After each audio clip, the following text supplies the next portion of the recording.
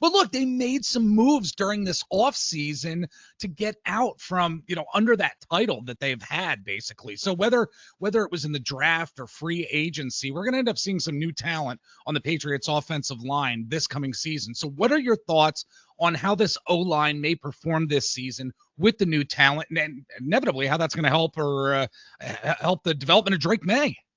I definitely think that they're in a better position than they were a year ago because we already know some of the people who are going to be starters. We know Morgan Moses, who's a tenured veteran, former Jets guy, but he's a giant teddy bear, so I'm like already obsessed with him. And I've never said that I've like loved a right tackle before, but I'm obsessed.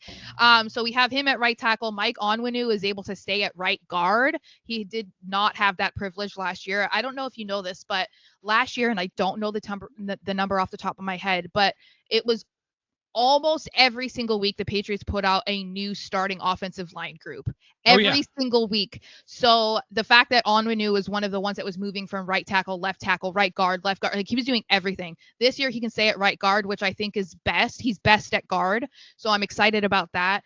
We also look like we have an impending star in rookie Jared Wilson. He was drafted as a center, but they've been using him at left guard, which if that's where he thrives, that's where he thrives. Exciting about that. So the main issue is going to be the left side, just because we have Will Campbell, but it's been a little bit bumpy over the last couple days at training camp. So we just have to see if he can kind of maintain that level of play that we obviously saw during his career at LSU. He has some great mentors to work with.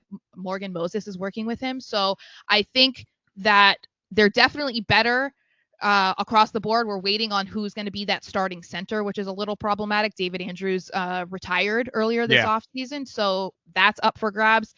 My main problem would be just the depth. I think that's what I'm a little concerned about because, like I said, there were so much changes to the offensive line starting group every single week last year.